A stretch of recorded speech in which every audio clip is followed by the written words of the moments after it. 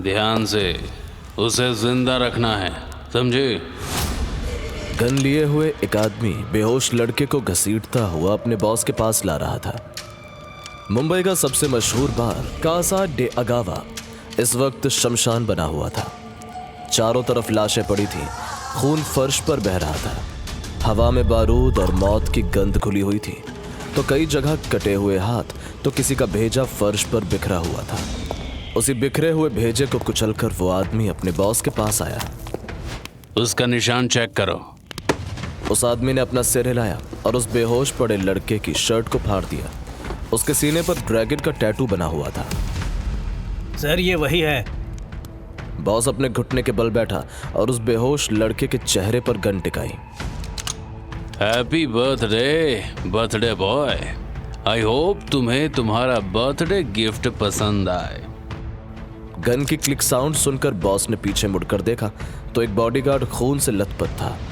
उसने बंदूक बॉस की तरफ तानी हुई थी। बॉस को देखते ही वो डरकर बार बार ट्रिगर दबाने लगा, लेकिन गन खाली थी। ये देख बॉस के चेहरे पर मुस्कान आ गई।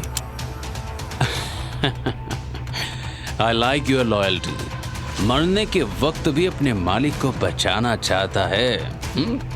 मेरे होते हुए तुम छोटे मालिक को नहीं ले जा सकते। ठीक है, तुम्हारी आखिरी इच्छा पूरी करते हैं।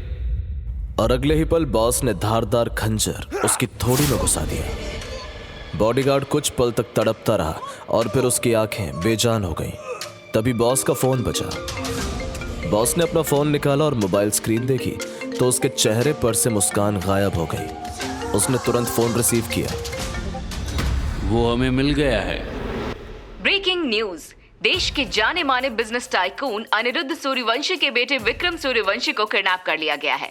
सूत्रों के मुताबिक विक्रम अपना 27वां जन्मदिन कैसा दे अगावा में मना रहे थे। तभी से 7 अज्ञात हमलावरों ने धुआंधार फायरिंग शुरू कर दी। करीब 15 लोगों की मौके पर ही मौत हो गई। जी हाँ, 15 जिंदगियां छीन ली गई और इस खूनी हमले के बाद विक्रम सूर्यवंशी को अगवा कर लिया गया। डीएसपी शेखावत ने गुस्से से टीवी बंद किया और एसपी करण चावड़ा की तरफ देखा। चावड़ा, आखिर ये न्यूज लीक कैसे हो गई? अरे आखिर इतना बड़ा कांड हो गया है तो उसे मीडिया से कैसे छुपा पाते? हाँ, 15 नहीं करीब 40 से ज्यादा लोग मर गए हैं। मुझे एक्सक्यूज नहीं चाहिए चावड़ा। ये बहुत हाई प्रोफाइल केस है। अनिरुद्ध सूर्यवंशी का बेटा किडनैप हुआ है। पता है ना कि वो कौन है? वो पूरी सरकार को गिरा सकता है, उतनी पावर रखता है वो।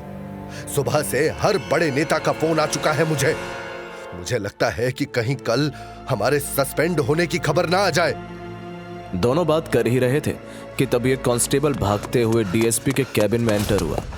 शेखावत और चावड़ा ने कांस्टेबल की तरफ हैरानी से देखा। वो बुरी तरह हाँफ रहा था। अरे क्या हुआ?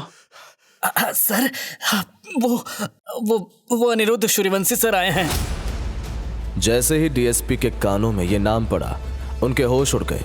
वो झटके से कुर्सी से खड़े हो गए, जिसकी एक आवाज पर बड़े बड़े नेता नंगे पैर दौड़ते थे। वो आज खुद पुलिस स्टेशन आया था।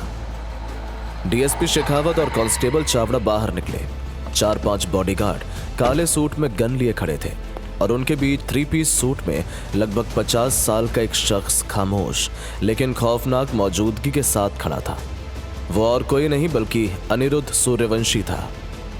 सर, आपको यहाँ आने की क्या जरूरत थी?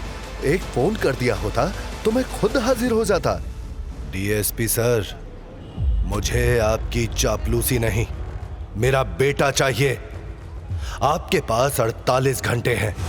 अगर 48 घंटे में मेरा बेटा सही सलामत मेरे घर नहीं लौटा तो आप ये वर्दी भूल जाइएगा। अनिरुद्ध की बात सुनकर शेखावत की आवाज हलक में ही रह गई। मामला संभालने के लिए चावड़ा आगे आया। सर टेंशन मत लीजिए, 48 घंटे से पहले आपका बेटा सही सलामत आपके पास होगा। कुछ भी करो, मैं फिर से अपने बेटे को खोना नहीं चाहता। फिर से खोना नहीं चाहते? आपका कहने का मतलब क्या है सर? क्या इससे पहले भी कुछ? कुछ नहीं। यह कहकर अनिरुद्ध जाने ही लगा था कि तभी चावड़ा बोला, अनिरुद्ध सर, अगर आपको अपना बेटा सही सलामत चाहिए तो आपको हमारे साथ सही तरीके से कोऑपरेट करना होगा। बताइए, फिर से कहने से क्या मतलब है आपका?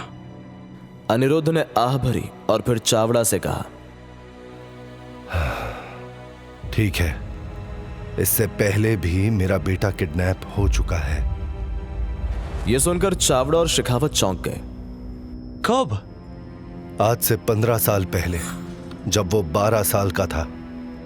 जहां तक मुझे याद है उस वक्त किसी भी न्यूज चैनल या फिर कोई पुलिस कंप्लेन नहीं हुई थी। हाँ, हमने इसे होम मिनिस्टर की मदद से दबा दिया था। किडनैपर ने उस वक्त 5 करोड़ मांगे थे। हमने उसे 5 करोड़ दे भी दिए थे, लेकिन उसने हमें हमारा बेटा नहीं लौटाया। हमें बस खून से सने कपड़े मिले थे। मुझे लगा कि मैंने उसे हमेशा हमेशा के लिए खो दिया, लेकिन 1 साल पहले वो अचानक घर लौट आया था। अचानक? क्या कभी उसने बताया कि उसे किडनैप किया गया था और वो 3 साल तक कहां था? नहीं, उसने कभी कुछ नहीं बताया। अनिरुद्ध की आंखें कुछ पल के लिए खाली हो गईं, जैसे वो किसी पुराने जख्म को फिर से देख रहा हो। 1 साल पहले जब हम हमारी सूर्यवंशी इंडस्ट्रीज का वारिस अनाउंस करने वाले थे, तब अचानक वो सेरेमनी में आ पहुंचा था। मतलब जो आज हुआ है उसका कनेक्शन 15 साल पुरानी किडनैपिंग से हो सकता है।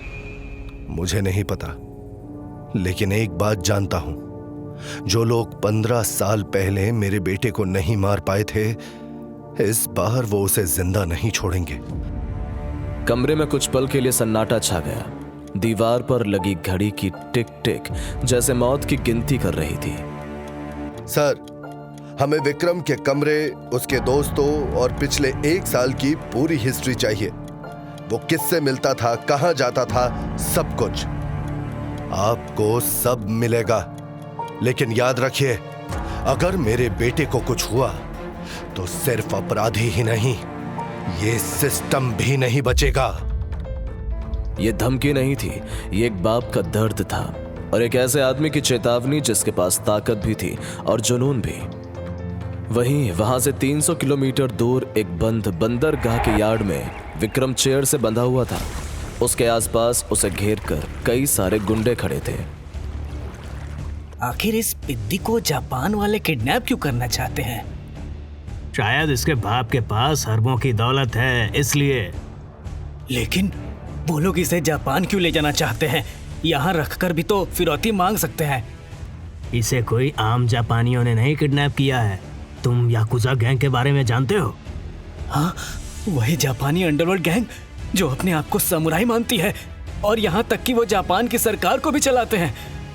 1 मिनट, यानी तुम कहना चाहते हो कि याकुजा ने इस पिद्दी को किडनैप करवाया है? वो गुंडा कोई जवाब देता उससे पहले अंधेरे को चीरती हुई एक काली गाड़ी अंदर दाखिल हुई।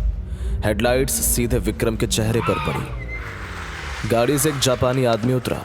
काला लंबा कोट, सफेद दस्ताने, बाल पीछे करीने से सधे हुए, चेहरे पर न गुस्सा न मुस्कान, बस ठंडी शांति। सर। उसकी आवाज में सम्मान से ज्यादा डर था, जैसे उसने किसी इंसान को नहीं बल्कि किसी ऐसे नाम को सलाम किया हो जिसके बारे में सिर्फ कहानियां सुनी जाती हैं। कुछ सेकंड के लिए पूरे यार्ड में सन्नाटा छा गया। अभी कुछ देर पहले तक जो गुंडे आपस में बातें कर रहे थे वो सब एकदम खामोश हो गए। किसी की हिम्मत नहीं हुई कि उसकी आंखों में आंखें डालकर देख सके। वो आदमी बिना किसी जल्दबाजी के आगे बढ़ा। उसके जूतों की धीमी आवाज सुनसान यार्ड में साफ गूंज रही थी। उसके हर कदम के साथ माहौल और भारी होता जा रहा था।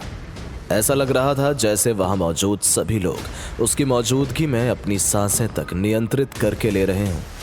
उसकी नजर एक पल के लिए भी इधर उधर नहीं भटकी, सीधे विक्रम पर टिकी रही। कुर्सी से बंधा विक्रम अभी भी बेहोश था। उसके चेहरे पर एक सूखा हुआ खून जमा था, माथे पर कई चोटों के निशान थे। जापानी आदमी उसके सामने आकर रुक गया। कुछ पल तक वो बिना कुछ कहे उसे देखता रहा। उसकी आंखों में कोई हैरानी नहीं थी, कोई गुस्सा नहीं था। यही है चुप, सवाल मत पूछ। दोनों गुंडे तुरंत खामोश हो गए। जापानी आदमी ने धीरे से अपना दायां हाथ उठाया। उसने अपने सफेद दस्ताने को ठीक किया और फिर धीरे धीरे विक्रम के बिल्कुल करीब झुक गया। कुछ सेकंड तक वो उसके चेहरे को गौर से देखता रहा, मानो किसी पुराने जख्म को पहचान रहा हो या किसी भूले हुए इतिहास की पुष्टि कर रहा हो। फिर उसने अपनी उंगलियों से विक्रम की ठुड्डी ऊपर उठाई। Welcome back Shirigami. आखिर शिरिगामी कौन है और जापानी आदमी ने विक्रम को इसी नाम से क्यों पुकारा? 15 साल पहले विक्रम के साथ आखिर हुआ क्या था? जानने के लिए सुनते रहिए Crown of Shadow only on Kuku FM।